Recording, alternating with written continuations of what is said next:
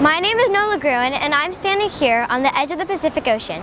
Behind me, 1,000 miles away, is a huge floating patch of trash called the Great Pacific Garbage Patch. In this spot, around 5 million tons of plastic and trash are floating, covering the surface of the water and extending into the depths of the ocean. Keep in mind that 1 ton is 2,000 pounds, so that's about 10 billion pounds of trash in one part of the Pacific Ocean.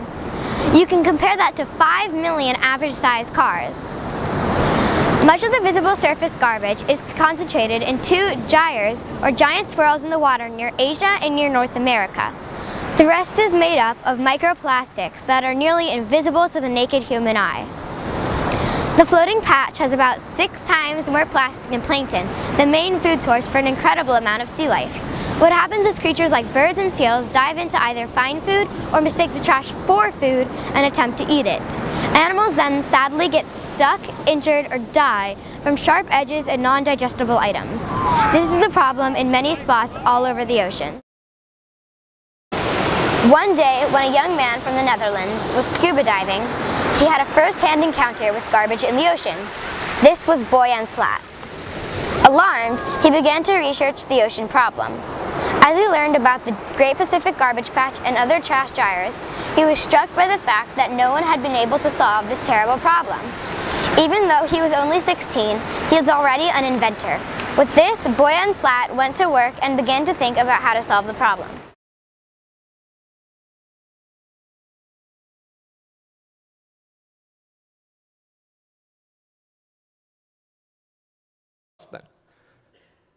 Let's use our enemy to our advantage, okay?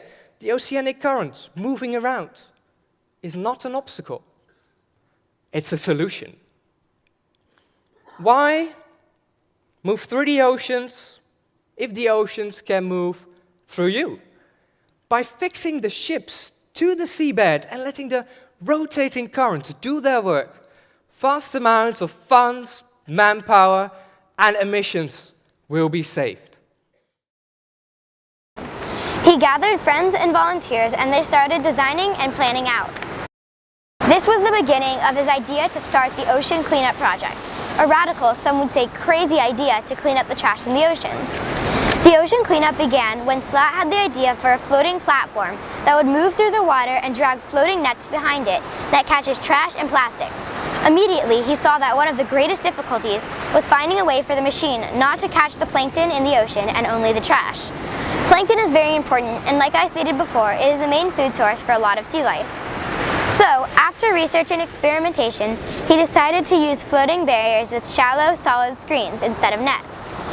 Using these solid screens allows the ocean fish and animals to pass underneath the barrier and plankton to pass through with the current. Large 100-kilometer, about 62-mile, V-shaped barriers are placed so that the current from the gyres pushes through the trash toward the edge of the barriers. His idea is that these barriers would act like artificial coastlines and collect the garbage. Then a conveyor belt picks up the garbage from the center of the V and carries it up to large bins. Every 6 weeks, a ship would come by to empty the bins and recycle the plastic. Boyan and the ocean cleanup next needed to raise money and persuade scientists, engineers, and volunteers to support the project and join his team. Together, they proved the idea was feasible. There were 3 important marks in this project. One was when Boyan was invited to speak at a TED conference where he used the opportunity to present his ideas and convince the scientific community to support him. The second was when they raised enough money to charter a specialized plane to fly over the ocean and measure and study the amounts of trash in the garbage patches. And the third was when the team sent out 30 ships across the Great Pacific Garbage Patch to later send out the first prototype of the array. So far, it has worked very well, and by 2020, they hope to have 4 final machines sent out into the waters. Additionally, there are smaller devices similar to Boyan's design, cleaning up the Chesapeake Bay near Baltimore, and soon in Newport Bay here in Southern California. In 10 years, Boyan hopes to clean up at least half of the Great Pacific Garbage Patch, and if they can send out a few more, the whole thing.